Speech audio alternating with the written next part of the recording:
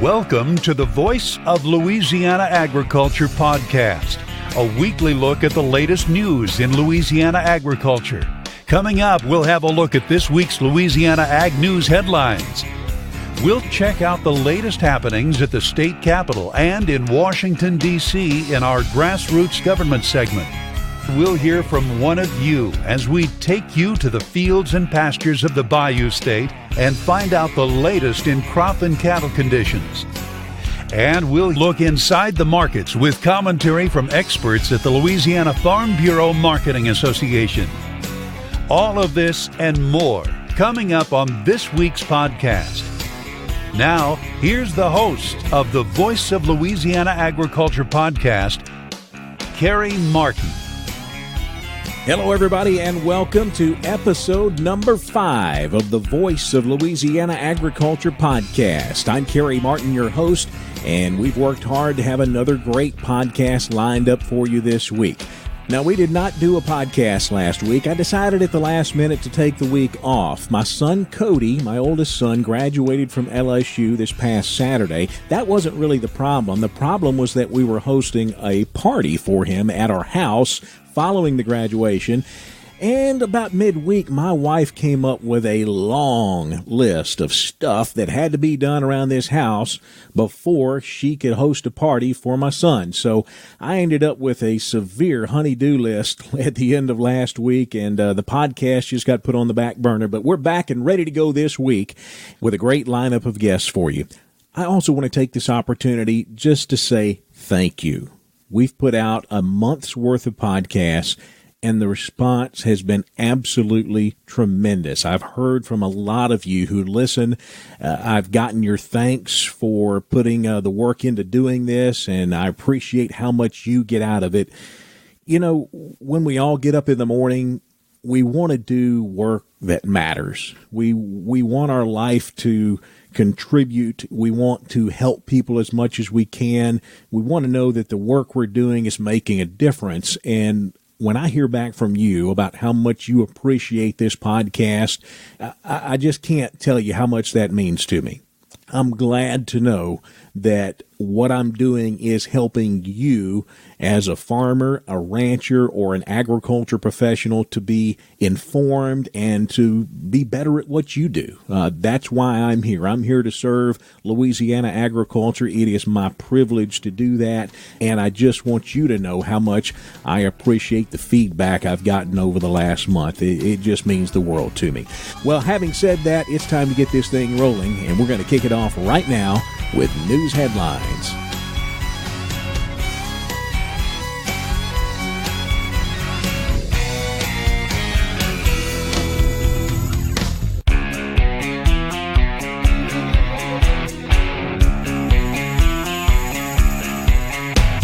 Here's a look at the latest news headlines in Louisiana agriculture on the Voice of Louisiana Agriculture podcast. The House of Representatives says no to the Farm Bill. The House version of the Farm Bill went up for a vote Friday morning and went down to defeat as 30 Republicans joined 183 Democrats to defeat the bill 198 to 213. House Agriculture Committee Chairman Mike Conaway could have passed the bill with only Republican votes, but House leadership was unable to deal with the Freedom Caucus's demands for a vote on unrelated immigration issues, and that helped lead most of the 30 Republicans to oppose final passage. Louisiana Congressman Ralph Abraham sits on the House Agriculture Committee. He released a statement following the vote saying those who voted no turned their backs on President Trump and the American farmer. Abraham said they need to get on board so we can pass this bill that's critical to the success of American agriculture. It's unclear at this point when the Farm Bill might be brought up for reconsideration. The Farm Bill may have seen its first defeat, but the attacks on the U.S. sugar program will continue. To talk about that, we go to Charlie Shudmak. He is president of the American Sugarcane League.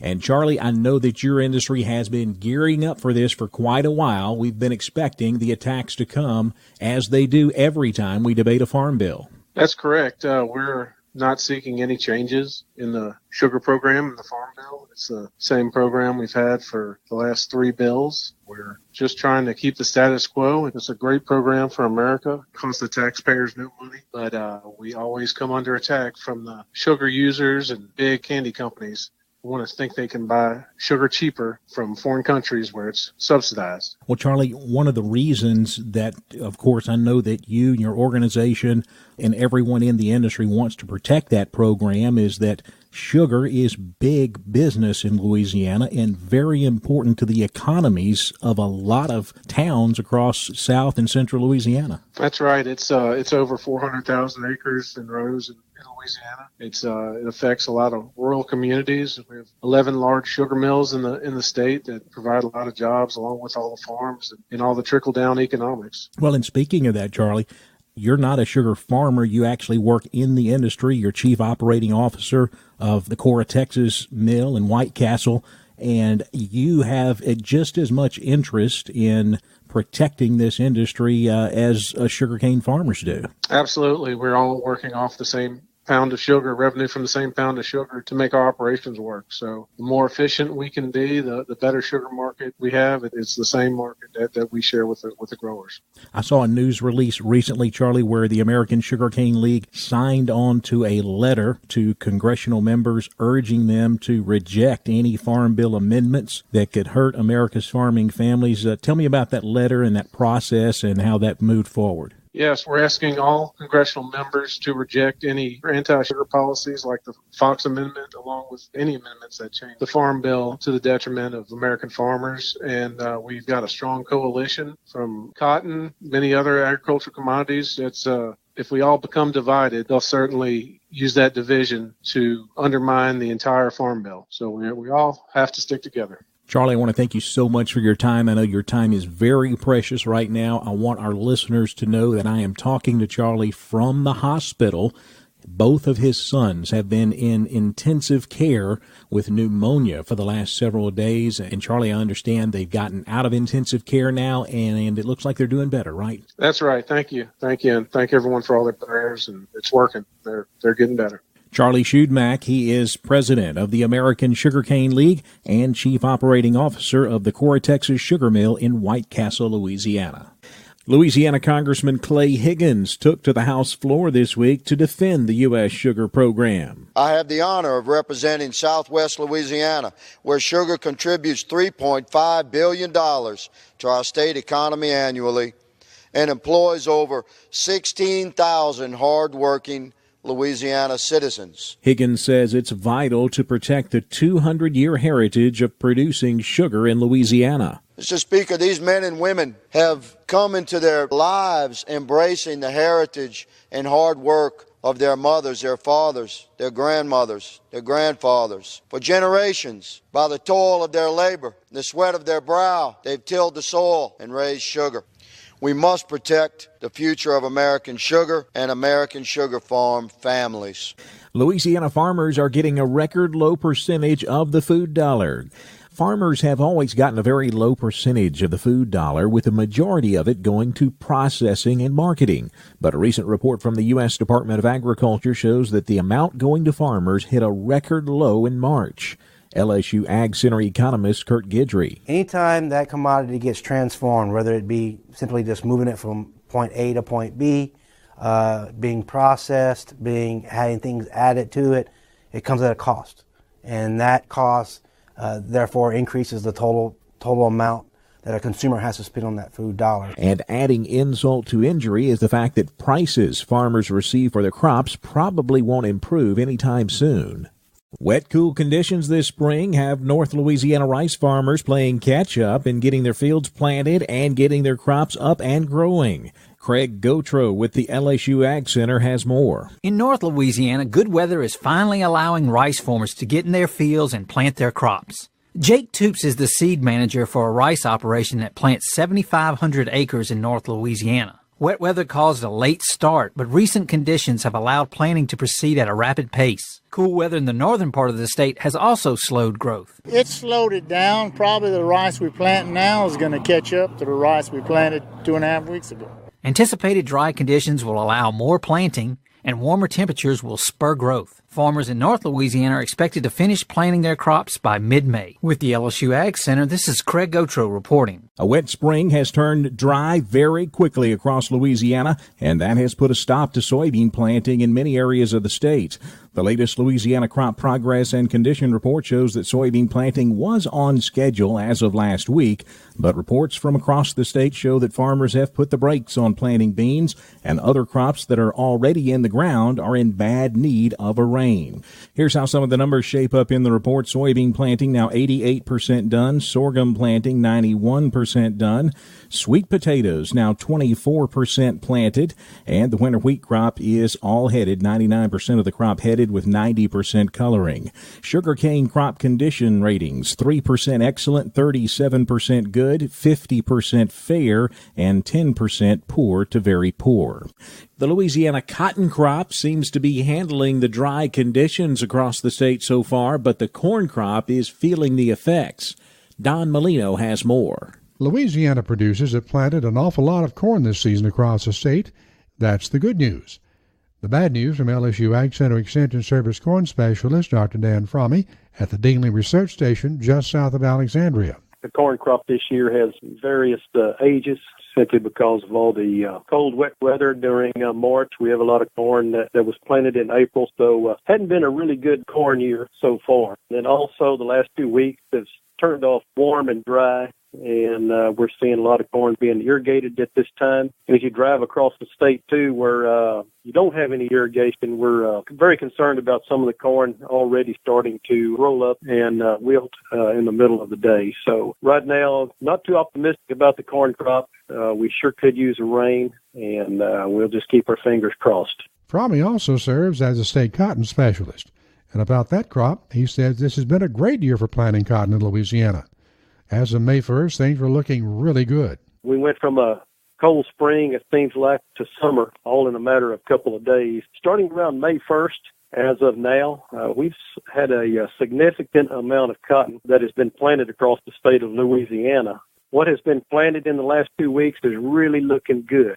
You couldn't ask for a better situation at this time. Did have cotton planted in April, but as you well know, remember back then it was a little bit on the cool side and wet. Some of that cotton had to be replanted. With that said, we do have a significant amount of the cotton crop planted. What remains to be planted, which is very little at this time, the reason it hadn't been planted is because of dry soil conditions. It's always amazing how quick we can go from being too wet, too dry here in Louisiana. I'm Don Molino on the Voice of Louisiana Agriculture podcast.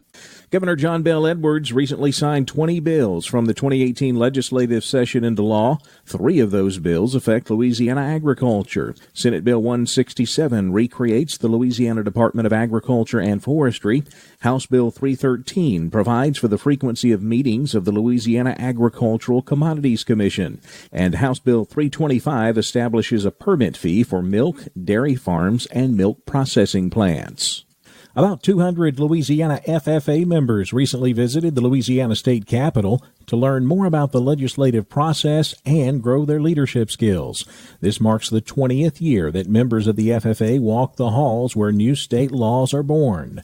Louisiana FFA President Isabel Oakley says visits like this are vital for both legislators and students. It's really important as FFA members and those in ag ed classes to actually get out of the classroom and take advantage of opportunities like these so that senators and representatives can hear our story and see why it is important and relevant that ag ed stays in the classroom for many years, and that students have the chance to see that they can make a difference and that their stories do matter. And speaking of the legislature, Grassroots Government is up next. We head to the state capitol to talk with Joe Mapes.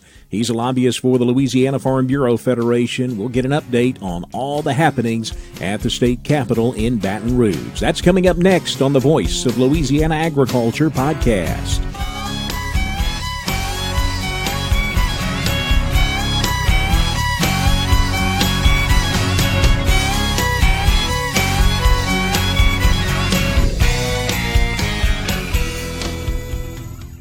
This is Trace Atkins for the Louisiana Farm Bureau Federation.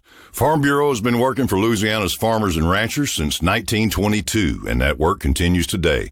If you're a farmer or rancher, Farm Bureau wants you to join and be a part of their family. Farm Bureau knows you're busy running your operation, so while you're at work on your farm or ranch, Farm Bureau is watching out for your interests. So join today. The Louisiana Farm Bureau Federation, the voice of Louisiana agriculture.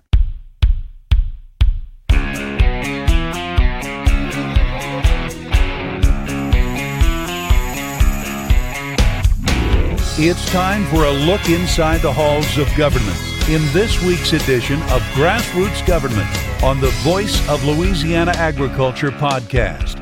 And we head to the state capitol to talk with Joe Mapes. Joe is lobbyist with the Louisiana Farm Bureau Federation. Joe, I am kind of at a loss of what questions to ask you right now because I know things are very hairy, very contentious down at the Capitol right now. What is the attitude? I know we even had a couple of legislators that got into a fist fight this week. How bad are things down there right now? Well, you know, the running joke is, Kerry, that we were all in the bar the other night and a legislative session broke out, you know? And so that's what the feeling is like in the building. Before that fight broke out, and since then, it's just a really tense feeling, compressed schedule. We're trying to get out early, to go into a special session. We'll talk about that in a second. But what I'd like to tell you, Kerry, that amidst all of this turmoil and negative feelings in the building, we have some good news when it comes to Farm Bureau and agriculture. The Farm Bureau Women's Committee came this week and spent a morning and part of the afternoon with us. Met with Mike Strain and his lovely wife, Commissioner Strain's wife, Susan Strain, and met with, legislators, and we brought them back. They met their senators and reps, and young farmers and ranchers came and did the same thing the next day and met with the governor. And Kerry, this is what the grassroots organization that Farm Bureau is all about. That's what we are, participation, coming up there, asking them questions, the legislators telling them what's on our mind, and putting the legislative body on notice that Farm Bureau Agriculture is paying attention. There is definitely a lot to pay attention to right now. I guess you mentioned the special session. The governor has called a special session for next week. Am I correct in assuming now that there's just a big rush to get this regular session over with so that we can be ready for Tuesday? You are correct, and it's been that way for some time now. It's been unclear as to whether we were going to adjourn, but now it's become clear in the past week or so. Since that's happened, the time has gotten even more compressed. And yes, it looks like we're going to be able to finish by sometime tonight, take tomorrow and Sunday off and Monday, come back for the Republican Stomp, which is a Republican fundraiser, Monday night, and go back into a special session Tuesday, Kerry, for 14 days, where the governor told the young farmers and ranchers in his press office that what he would like to do is reinstate a half penny of the current fifth penny sales tax. That whole penny was supposed to come off on June 30th, but that would create revenue for the governor and the state right now. And he says he wants to clean the other 4 pennies in that 14-day period. That's going to be a very difficult, that's a heavy lift. It's going to be a difficult task to clean 4 pennies. It's going to be a difficult task to reinstate a half penny of the sales tax. So I think what we're fixing to see is a lot of wailing and gnashing of the teeth in this 14-day period, Kerry. When you talk about cleaning pennies, Joe, will that affect agricultural tax exemptions? Well, fortunately, no, not this time with the governor. And I'm glad you asked that question because the governor made a commitment to the whole group of the young farmers and ranchers that he is going to help preserve agriculture's current situation so that Louisiana agriculture remains competitive in the world market. And so when you're talking about cleaning pennies, yes, you're talking about removing exemptions like the ones that agriculture does have on inputs, for example. But this time we have a commitment to not touch agricultural exemptions. At the same time, all other businesses and industries are going to be affected most. And it's going to be, I'm going to predict all-out thermonuclear warfare in about a 14-day period, Karen. Wow. Well, Joe, outside of the budget, we've dealt with a lot of other bills as well. Do you feel like that agriculture has had a fairly successful session putting the budget aside? Well, I travel the state, as you know, and people ask me all the time. They say, Joe, how's things going down there in Baton Rouge at the Capitol? I go, for us? Me? going very well. For you, Louisiana citizens, not so good. Agriculture has had an excellent session, Carrie, and I'm proud to say it. And there still is a lot of support for agriculture in the legislature. There was a bill the other day that would have increased truck permit fees dramatically, and Farm Bureau was not at the table for those negotiations of this piece of legislation. And we were able to kill that bill on the House floor. It needed 70 votes, and the bill only got 43 votes.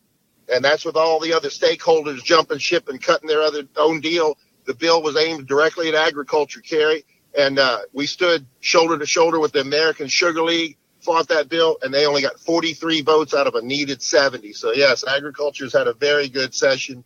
We passed a couple of things and killed a whole bunch of stuff that would have done great damage to Farm Bureau and agriculture in rural Louisiana.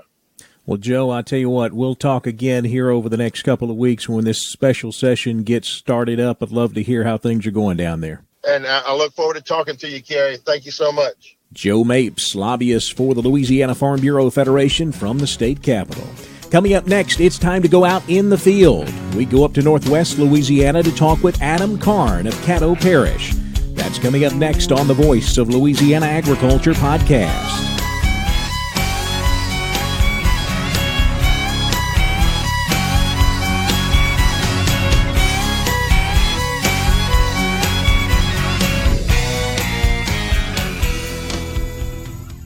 This is Trace Atkins for the Louisiana Farm Bureau Federation. Growing up in Sarepta, I could see the value of agriculture every time I left the house. Whether it was timber going to the paper mill or cattle in a pasture, I knew the farmers, ranchers, and landowners were keeping my hometown on the map. And the Louisiana Farm Bureau Federation helps keep them in business. So join the Farm Bureau today. Become a member at lafarmbureau.org or call your Parish Farm Bureau office. The Louisiana Farm Bureau Federation, the voice of Louisiana agriculture.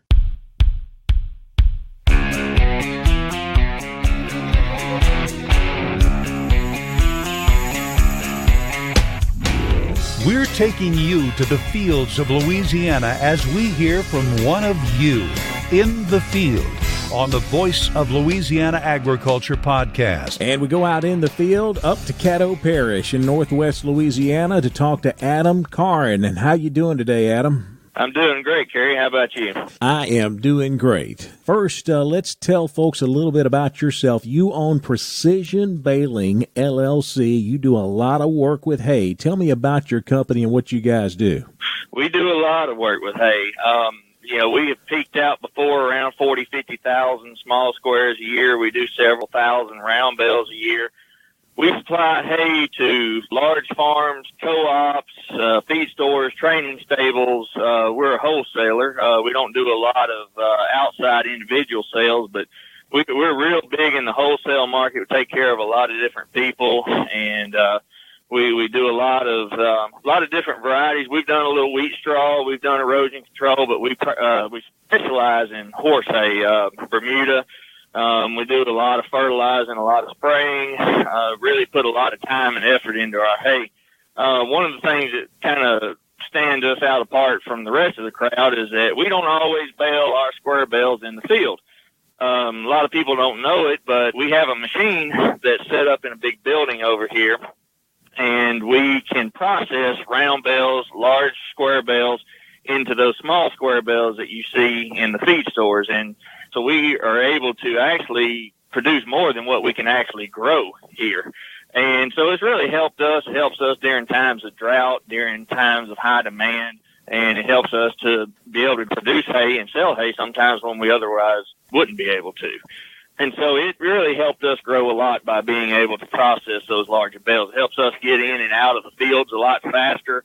Instead of doing 20 acres a day, now we can do 50, 60 acres a day. And if we're pressed for time or trying to outrun a rain, we can get it all packaged up, get it in the barn, and we can kind of process it at our own leisure. Well, Adam, speaking of outrunning rain, it has been one rainy spring, and it's turned really dry really quick. Just typical crazy Louisiana weather. How has that affected hay production so far this year for you? It's definitely been crazy up here as far as the rain. We were sitting around the table up there at Helena Chemical the other day, And I was joking around with the salesman, and I said, hey, weren't we just complaining about being too wet and too cool here, like 2 or 3 weeks ago? And now we're begging for rain and complaining about it being too hot. It's definitely put a hurt on the hay industry up here a little bit, because it really kind of slowed things down with those cooler nights that we had early on in the spring. A lot of the fields that, would be pretty thick and overgrown right now are just really now started growing. And now that we're getting started a little bit, temperatures are warming up, we're getting in the fields, we're getting some hay baled. Now it's turned off dry, and these fields just aren't bouncing back as fast as what they normally would. And I'm having to put off a couple of customers this year.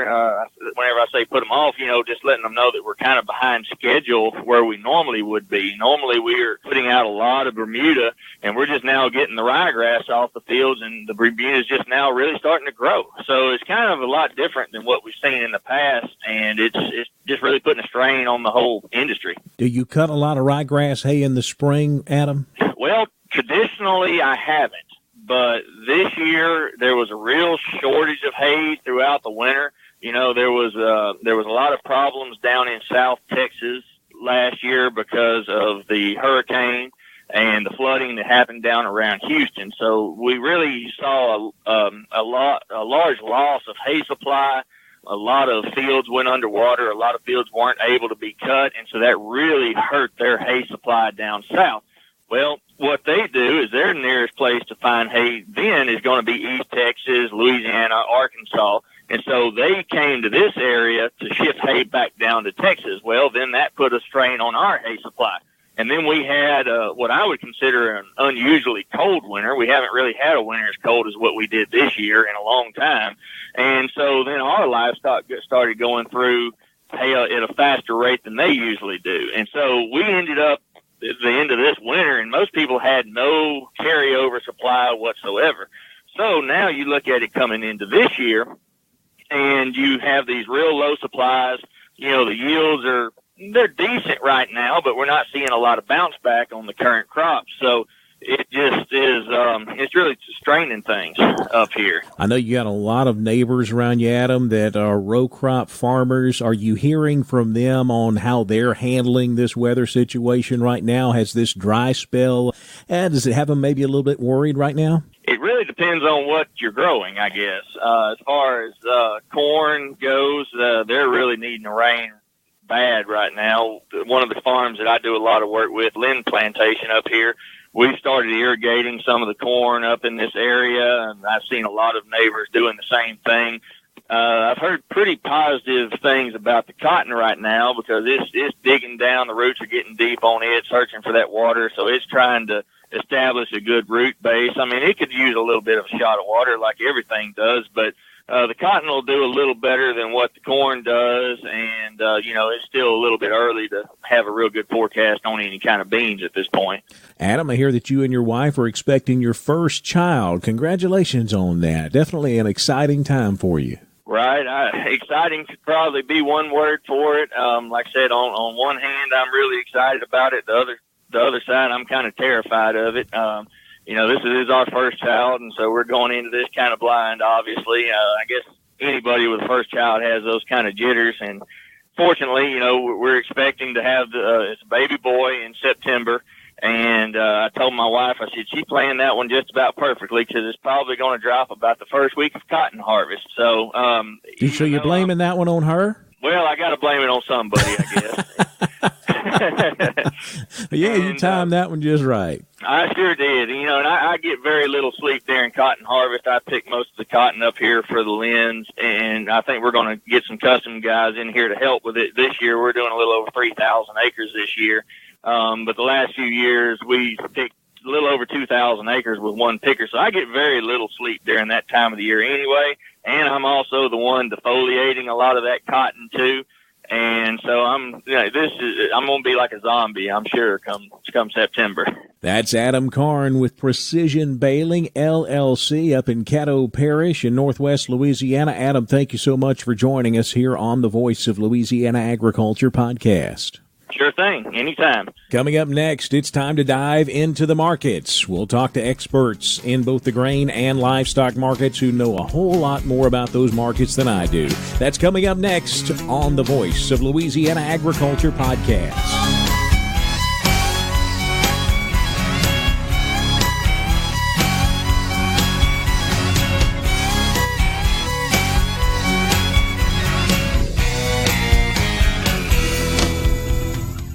This is Trace Atkins for Louisiana Farm Bureau Federation. You know, your Louisiana Farm Bureau membership gives you access to the best insurance on the planet, but it can also save you hundreds when you buy a car.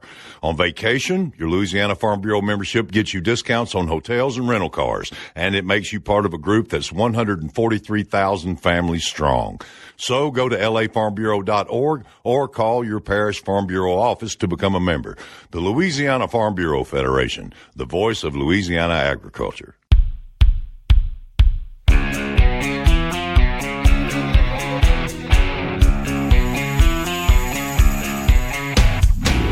Now let's look at the markets with insight from the experts at the Louisiana Farm Bureau Marketing Association on the Voice of Louisiana Agriculture podcast. And to talk about the markets, we go to Greg Fox. He's a grain marketing specialist with the Louisiana Farm Bureau Marketing Association. Greg, we have definitely had some action in the markets this week. Hey, first I want to ask you about the Chinese trade situation. I know a couple of weeks ago we had folks over in China. This week the Chinese were over here in the U.S. Have we seen any changes in this Chinese trade situation that would affect the markets? We've seen quite a bit. We've come in on some mornings where they said, well, the talks aren't going as well as they thought, and we've seen the markets go down. We came in today, and it looks like China is kind of dropping those anti-dumping duties on the milo that we've heard about part of the year. And so it looks like some of those milo tariffs are going to go away. So that's been really positive to our grain markets. Greg, when we look at the markets this week, we've seen a lot of movement in the action. Soybean market was hit really hard yesterday. What was behind that? Reports come out last week. It just looks like we're still going to have plenty of soybeans. You know, the U.S., we're not behind on planting. Argentina, they did lower their production and they raised Brazil's, but we still have plenty of beans. So nobody's really overly concerned about running out. And exports are not where they expected them to be. So, you know, we're just not chewing up the supply like USDA had kind of penciled in for us. Well, you know, we said the same thing about the corn market over the last several weeks. We just got a lot of corn out there. But, you know, we still see this corn market hanging in there above $4. And here on Friday, as we're talking, we're up about 7 cents on this thing. So is it surprising that we're seeing the strength that we're seeing in the corn market right now? A little bit when you look at what U.S. is doing. You know, we have plenty of stocks in the U.S., and we're not behind on corn planting in the Midwest. Some areas are, but nationally we're fine. You go back to South America, which you don't hear a whole lot of talk about in the news, but their corn is suffering, both Argentina and Brazil. So you're seeing some supplies there that's not going to be available for export. So that could be beneficial for our corn farmers here a little bit later down the road when you start to see some corn sales really start tack on the books. It's going to come from the U.S. because those guys just aren't going to have it. Speaking of corn suffering, you know, it's getting really dry here in Louisiana. What are you hearing from the growers that you talk to? Are we getting into a situation where we're going to have some problems out of this dry weather with the corn crop right now? Nobody's really concerned yet as far as for stress. And I know a lot of folks need some rain so they can finish their bean planting. But I think the corn got in early enough that a lot of that rain that we went through before bean planting could have been adequate. You know, a lot of folks still have pivots and irrigation available to them. So nobody's concerned yet about what's in the ground. They want to get finished. But, yeah, if we continue to see some of this dry weather, it's going to start to be a concern. Well, you mentioned bean planting and a problem with dry weather. How much of a problem is that becoming in getting the bean crop wrapped up in the ground? We're probably 90%, I think, planted from some of the last USDA numbers that I saw. And I don't know anybody that's planted this week unless they were south of I-10 in the Lafayette area. I know they caught some rains a couple of days this week. But overall, people they're sitting and waiting now for some rain so they can get finished. Greg, looking at the wheat market, we're still above $5. And as we talk today, we're up anywhere 15 to 17 cents. And wheat harvest is getting underway. Kind of strange to see this market with a lot of strength heading into harvest. Yeah, you know, we've got some guys that have actually cut some wheat. And so we're seeing excellent quality. 63 test weight, 62 test weight consistently. No other grade issues that are taking away any money from those few guys that have started. Wheat's funny. It's just all over the place. It'll trade 17 cents better today, and it'll lose 17 cents on Monday. I think there is some concerns about some wheat globally. Russia, maybe Australia's had a little bit of issues with some of their wheat crop weather-wise. So when you start seeing concerns globally on wheat, that really helps our trade, really helps our wheat markets rally, and kind of benefits us. Greg Fox, grain marketing specialist with the Louisiana Farm Bureau Marketing Association. Appreciate it, Greg. Thanks a lot. Oh, no problem. Anytime. Let's take a quick look at how the markets wrapped up on Friday. Although the soybean market did lose a lot of ground during the week, we finished on a higher note Friday. July beans up 3.5, $9.98.5. November soybeans up 4 cents. 10.08 1/4. A strong close in the corn market. July corn up 7 1/4, 4.02 1/2. New crop September corn up 7.5, 4.11 a bushel. Big jump in the wheat market with new crop July wheat up 20 3/4 to close the week at 5.18 1/4. We saw a drop off in rough rice. July rice down 17.5, 12.32 1/2. September rice down 13 cents, 11.84 a hundredweight. Good jump in the cotton market Friday. July cotton up 152 points, 86.55, while new crop December cotton was up 98, 82.43. July sugar finished unchanged at 24.55 cents. Now let's switch over to the cattle market where we talk with Dave Foster. Dave is CEO of Cattle Producers of Louisiana and former cattle market reporter here in Louisiana for many years. And Dave, wanted to talk cattle markets with you today. First, I want to ask you, have you been keeping an eye on the Louisiana livestock auction reports over the last couple of weeks, and have you seen anything in those reports to talk about? Yes, sir, I have, Kerry, and I've been getting some calls. It started probably, a couple of weeks ago now, I guess, with the people worried about this market's getting cheaper and getting cheaper. And part of it is due to the market maybe is a little bit cheaper, but I think I touched on it a little bit last week, that more and more we're seeing a bigger percentage of supply of our feeder cattle coming to market that are new crop balling calves. And so they're unweaned, they're fleshy. And so for those calves, they're destined to go to grass somewhere, summer grass. And so, that compensatory gain they don't get like they get for a thin flesh kind of a cattle. So that's the biggest news, I think, that's happening in the marketplace. I've seen an increase in the receipts have come up in the last 2 weeks for sure. The prices continue to go down, but when you look at that, again, I think it's more of a situation of a supply as opposed to just a really weaker market. Because you look at reports that are saying, $2 to $10 lower and that sort of thing, and yeah, probably the $2 lower is those thin, long yearlings, short yearlings as we call them. And then the $10 lower is probably those fleshy balling calves. So that's probably the biggest thing that's happening, and that it'll right itself, because in another couple of weeks, when we get into June and July, the market will be full of those types of calves, of new crop calves, and so the market will adjust accordingly to those. And when the supply is, let's say, consists of 90% of those type of calves, the buyers know what they're getting. They can't get those lighter weight calves going to grass anywhere really but the southeast. And so we'll be in a pretty good position, I believe. Normally what happens to us, if the grass is up in the northern state, they come in and they buy those calves in June and July, and then the market kind of catches up with the rest of the world and goes south. But that's kind of where we are right now, I believe. Dave, I've been keeping an eye on the fed cattle market, and this thing has been quite a roller coaster ride, and we've seen a big drop-off in fed cattle prices this week. What have you seen in that market? Yeah, it's, again, a situation of the marketplace. We've been talking about this wall of cattle coming. Two things are happening, Kerry. One is, yes, there's a big supply of finished cattle ready to come out of the feedlots, and coupled with that, these packers for the last month have been buying cattle out of the feedlots with anywhere from 2 weeks to 30-day delivery on them, which means, of course, that they can pick them up any time during there. So they've really developed a captive supply. So what I'm saying is the packers have positioned themselves to get into a place where they've got lots of supply of cattle. And when you've got that kind of a scenario, then they pretty much are in control. The feeders have got to let them go because they're getting too big, and the packers just push the price down, and there we have it. So the only positive side for the feeder right now is the fact that the basis between the cash market and the spot month of the futures market, which is June, is still pretty wide. So they're able to make up the difference in the lower cash prices in the futures market. So that's kind of where we are with the fat cattle market. Dave Foster, he is CEO of Cattle Producers of Louisiana. Dave, always appreciate your insight. Thanks so much. Oh, you're welcome. Thank you.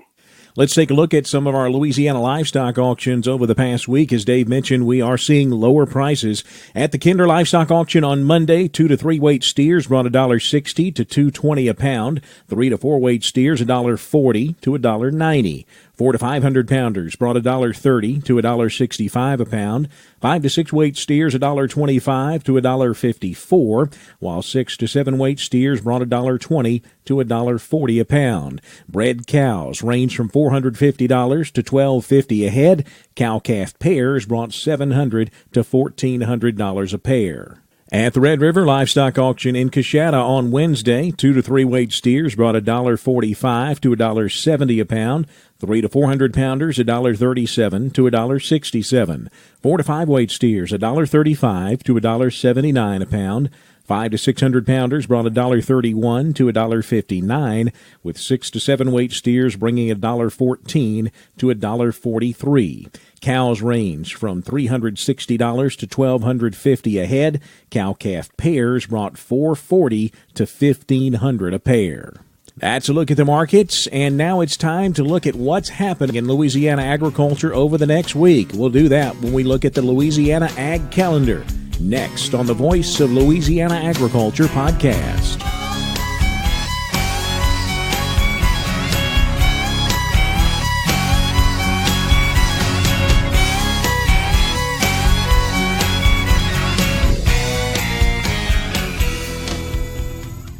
This is Trace Atkins for the Louisiana Farm Bureau Federation.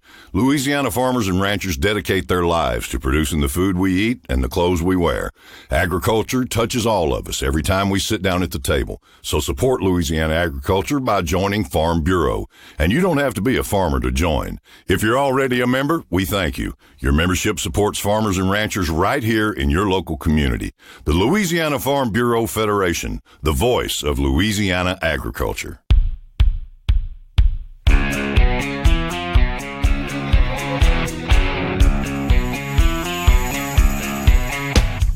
Now to wrap up this week's podcast, let's take a look at what's coming up this week on the Louisiana Ag Calendar. We have 3 events to talk about on the Louisiana Ag Calendar this week. 2 of those are the same event in 2 different places. The LSU AgCenter has been hosting their market-ready workshops all over the state for the last several weeks. They have several more coming up. 2 of those are this coming week. One is May 22nd. That's Tuesday in Oak Grove. The other is Thursday, May 24th. That market-ready workshop will be held in Shreveport. If you need more information on those market-ready workshops, you can check out the LSU Ag Center's website, lsuagcenter.com. The other event we have coming up is on Friday, May 25th. The Louisiana Beef Industry Council will be holding their regular meeting on Friday, 9 o'clock in the morning at the Louisiana Department of Agriculture and Forestry's office in Baton Rouge. That meeting is open to Louisiana cattle producers. In fact, I've heard from several members of that council who really encourage cattle producers to attend the meeting so that you can see how your beef checkoff money is being spent here in Louisiana. So if you're in the area and would like to go by and observe that meeting, they definitely welcome you to come by and take a look and take a listen. 9 o'clock Friday morning at the Louisiana Department of Agriculture and Forestry's office in Baton Rouge. Well, that's a look at the Ag Calendar, and that puts the wraps on Episode 5 of the Voice of Louisiana Agriculture podcast. Be sure to join us right back here next week. In the meantime, connect with us online, our website, voiceoflaag.org. All of the latest Louisiana ag news is on there, posted every weekday. And while you're there, subscribe to our daily e-newsletter called The Daily Voice. Also, connect with us on social media. We're on both Facebook and Twitter at Voice of LA Ag. That handle used on both accounts, Facebook and Twitter. We keep those updated as well every weekday with all of the latest news in Louisiana agriculture. Have a great week, everyone. We'll see you next week. Thanks for listening to the Voice of Louisiana Agriculture podcast. Join us again next week. This podcast is produced by Carrie Martin and the Louisiana Farm Bureau Federation. For more information, be sure to check out our website, voiceoflouisianaagriculture.org and lafarmbureau.org.